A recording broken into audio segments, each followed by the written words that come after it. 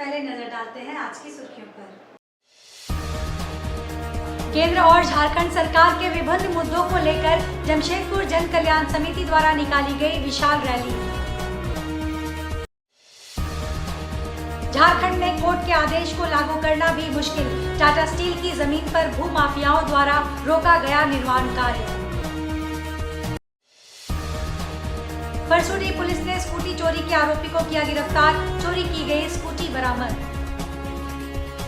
केंद्र और झारखंड सरकार के विभिन्न मुद्दों को लेकर जमशेदपुर जन कल्याण समिति के बैनर तले सागची आम बगान से लेकर उपायुक्त कार्यालय तक एक विशाल रैली निकाली गई, जिसमें शहर के सैकड़ों की संख्या में महिलाएं और पुरुष स्लोगन लिखा पट्टा लेकर शामिल हुए। रैली को लेकर समाज सेवी शंभू चौधरी ने जानकारी दी कि केंद्र और झारखंड सरकार के 15 विभिन्न मुद्दों को लेकर जिले के उपायुक्त अनन्य मित्तल के माध्यम से प्रधानमंत्री नरेंद्र मोदी और झारखंड सरकार को ज्ञापन सौंपा गया, जिसमें भारत सरकार द्वारा भारतीय रेल में बंद किए गए सीनियर सिटीजन को मिलने वाली सुविधा को पुनः लागू करने, झारखंड राज्य में विधवा, वृद्धा, विकलांग को दी जाने वाली पेंशन मध्य में 1000 रुपए को बढ़ाकर 2000 करने, मानगो में नगर निगम का चुनाव कराने एवं अन्य मुख्य मुद्दे शामिल हैं। जो मुद्दा है, जमशेदपुर जन कल्याण समिति पूरी अपने जनमानस के साथ आज हमने 15 सूत्री राज्य सरकार मुख्यमंत्री को और 5 सूत्री मांग प्रधानमंत्री को हमने लिखा है, जिसमें बहुत सारी मांगे हैं कि भारतीय रेल में रेलवे का कंसेशन टिकट जो बंद किया गया है, उस बुजुर्गों के लिए रेलवे आरक्षण का सीनियर सिटीजन को लागू किया जाए और झारखंड में बहुत सारी मुद्दाओं पर रखा गया है। विधवा वृद्धा पेंशन 1000 से 2000 किया जाए, मांगों में नगर निगम का चुनाव कराया जाए। सारी मांगों को लेकर हजारों की तादाद में हम लोग मांग करने सरकार से जा रहे हैं और ये हमारी मांग है। झारखंड में कोर्ट के आदेश को लागू करना भी मुश्किल हो गया है। जमीन माफियाओं का मन इतना बढ़ गया है, इसका ताजा उदाहरण अनिल सुरपत रोड कदमा के उत्तरी किनारे पर स्थित 1 एकड़ भूमि के बारे में है, जिसे व्यापक रूप से सफेद तालाब के नाम से जाना जाता है। 1 अगस्त 1985 बिहार राज्य द्वारा 40 वर्ष की अवधि के लिए निष्पादित 1956 उपरोक्त सभी भूखंड उक्त पट्टा विलेख की अनुसूची 5 में दिखाई देते हैं। प्रारंभिक पट्टा 1995 में 40 वर्ष पूरे होने के बाद समाप्त हो गया और इसे वर्ष 2005 में नवीनीकृत किया गया। WRT 1 जनवरी 1996 और उक्त भूमि पार्सल परिशिष्ट E यानी रिक्त स्थान में दिखाई देता है। 1996 में नए राजस्व सर्वेक्षण रिकॉर्ड के अनुसार उपरोक्त भूखंडों के संबंधित नए भूखंडों को खाता नंबर 622 वार्ड नंबर 1 JNAC के तहत नए प्लॉट नंबर 1279P और 1287 के रूप में क्रमांकित किया गया था और वर्तमान में दर्ज किया गया है। अनाबाद बिहार सरकार का नाम टिस्को को पट्टेदार के रूप में और बांध और तालाब के रूप में वर्गीकृत किया गया है। हालांकि 1997 में श्री अरुण चंद्र बोस द्वारा टिस्को और बिहार राज्य के खिलाफ 1997 का टाइटल सूट नंबर 63 दायर किया गया था, जिसमें उक्त भूखंडों पर दावा किया गया था, जिसके परिणाम स्वरूप 4 दिसंबर 2002 को उप न्यायाधीश 6 द्वारा इसके पक्ष में डिक्री दी गई। इसके बाद कंपनी ने शीर्षक अपील संख्या 3/2003 दायर करके उक्त निर्णय को चुनौती दी, जिसका फैसला 5 अक्टूबर 2016 को कंपनी के पक्ष में सुनाया गया। इसके बाद कंपनी ने उक्त जल निकाय को पुनर्जीवित करने के लिए उक्त भूखंड पर विकास गतिविधियां शुरू की थी, जिसे श्रीमती पूर्णिमा शर्मा और उनके सहयोगी के विरोध का सामना करना पड़ा। उन्होंने 2017 के SA नंबर 2 के रूप में माननीय उच्च न्यायालय रांची में दूसरी अपील दायर की, जिसे 21 दिसंबर 2023 के आदेश के तहत खारिज कर दिया गया है। उपरोक्त मामले को खारिज करने के बाद टाटा कंपनी ने राष्ट्रीय स्थिरता पहल के साथ जल निकाय के कायाकल्प के लिए काम फिर से शुरू किया। हालांकि विपक्षी पक्ष कायाकल्प के कार्य में बाधा डाल रहा है और यह उल्लेख करना भी महत्वपूर्ण है कि हमारी जानकारी के अनुसार विपक्षी पक्ष कुछ बिल्डरों, भूमि हड़पने वालों के साथ मिलकर भूमि की भौगोलिक स्थिति को बदलने और उस पर अतिक्रमण करने तथा उसे बेचने की योजना बना रहे हैं। टाटा स्टील ने इस बारे में उपायुक्त पूर्वी सिंहभूम को 15 अप्रैल 2024 के पत्र के माध्यम से और अंचल अधिकारी जमशेदपुर को भी लिखा है। अंचल अधिकारी ने भी अपनी रिपोर्ट में जमीन की स्थिति टाटा स्टील की होने की पुष्टि की है, फिर भी भूमाफियाओं ने काम रोक दिया है। जमशेदपुर की परसुडी थाना पुलिस ने स्कूटी चोरी मामले का उद्भेदन करते हुए एक चोर को गिरफ्तार किया है, जिसके पास स्कूटी बरामद कर ली गई है। वहीं इस संदर्भ में परसोडी थाना प्रभारी ने बताया कि जसवीर सिंह के द्वारा यह सूचना दी गई कि जसवीर सिंह की स्कूटी चोरी हो गई है। इसके बाद पुलिस ने कार्रवाई करते हुए स्कूटी बरामद कर आरोपी को गिरफ्तार कर लिया और न्यायिक हिरासत में भेज दिया है। वहीं थाना प्रभारी ने बताया कि पकड़े गए चोर का पूर्व में भी आपराधिक इतिहास रहा है। वादी जसवीर सिंह के द्वारा दिनांक 21/6/2024 को एक लिखित सूचना दी गई थी कि मेरी स्कूटी चोरी हो गई है। उसके संदर्भ में अनुसंधान के क्रम में गुप्त सूचना हम लोगों को मिली कि कोई राजा प्रसाद नाम का कोई व्यक्ति इस कांड में संलिप्त है, चोरी के कांड में। उससे जब बुला करके पूछताछ किया गया, पूछताछ के क्रम में उन्होंने अपना अपराध स्वीकार किया और उन्होंने बताया कि फलाना जगह पर हमने इस स्कूटी को छुपा कर रखा हुआ है, साथ चलने पर उसे बरामद कराया जा सकता है। उसके अपराध स्वीकारोक्ति बयान और उसके निशानदेही पर चोरी गई स्कूटी को बरामद कर लिया गया है तथा अग्रतर कार्रवाई हेतु माननीय न्यायालय के समक्ष अभियुक्त को प्रस्तुत किया जा रहा है। झारखंड वॉलीबॉल एसोसिएशन के associate vice president Shri P Vijay Kumar 29 जून 2024 को 35 साल सेवा देने के बाद टाटा स्टील ट्यूब्स डिवीजन से सेवानिवृत्त हो रहे हैं। अपने जमाने के मशहूर वॉलीबॉल खिलाड़ी Shri P Vijay Kumar Tata steel join करने से पहले संयुक्त बिहार में लगातार 5 साल तक बिहार वॉलीबॉल टीम के सदस्य और टाटा स्टील वॉलीबॉल टीम का भी नेतृत्व करते रहे। 1989 में ट्यूब्स डिवीजन में वॉलीबॉल खिलाड़ी के रूप में ज्वाइन करने के उपरांत तमाम उतार चढ़ाव के बीच रिटायर कर रहे हैं। हम 1989 में हम सर्विस ज्वाइन किए हैं ट्यूब डिवीजन में स्पोर्ट्स का थ्रू। और मेरा 35 साल नौकरी हुआ। 35 साल में बहुत एंजॉय करके नौकरी किया और बहुत बढ़िया से हम नौकरी किया। टाटा स्टील का आदमी बहुत सपोर्ट भी मेरा किया। बहुत गेम में, बहुत रिलीज में जाते थे हम, पूरा रिलीज देता था खेल करने के लिए। हम बहुत बढ़िया से हम सर्विस पार किया और हम चाहते हैं कि जैसे हम रिटायर हुआ वैसे आप मेरे दोस्त का भी जो सर्विस कर रहा है वो लोग भी मेरे जैसे रिटायर हो। नया जो ज्वाइन किया है वो लोग को भी बहुत अच्छा हम लोग सिखाया है। वो लोग भी बहुत अच्छा बढ़िया सीख गया वो लोग भी काम करना और बहुत आगे भी बढ़ेगा वो लोग भी। और वही लोग को ऊपर में कंपनी टिके भी रहेगा। वॉलीबॉल एसोसिएशन का जनरल सेक्रेटरी है और एसोसिएट में है हम झारखंड वॉलीबॉल का हम नंबर भी है। तो उसमें हम अपना योगदान ज़्यादा देंगे। ट्रेनिंग करेंगे और नए पीढ़ी को हम आगे बढ़ाने का कोशिश करेंगे। जितना हो सके उतना मदद हम वॉलीबॉल में करेंगे।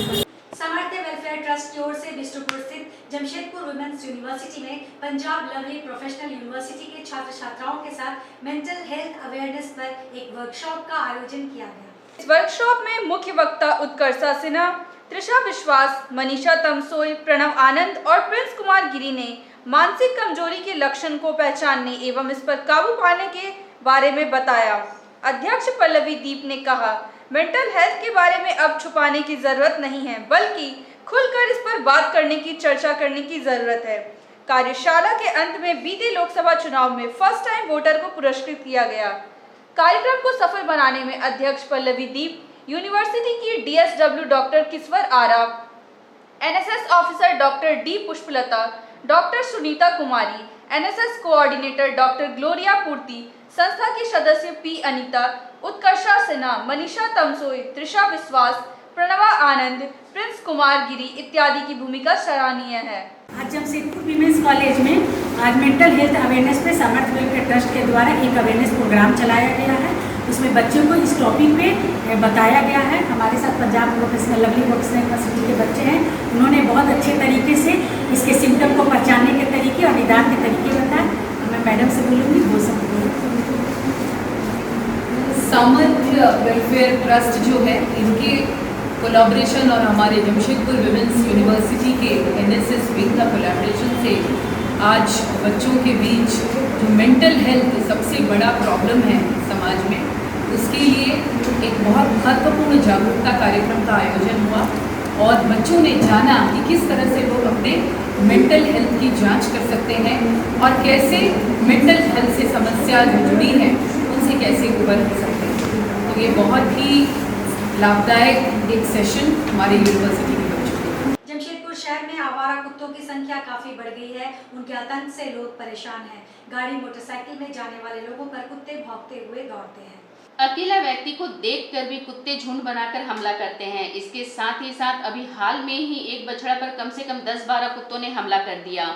उसे बुरी तरह से नोच लिया था। किसी तरह से लोगों ने उसे कुत्ते की आतंक से मुक्त कराया। आज सवेरे 7 बजे मानगो गांधी मैदान के पास 6 वर्षीय बच्चे पर कुत्ते ने हमला कर दिया।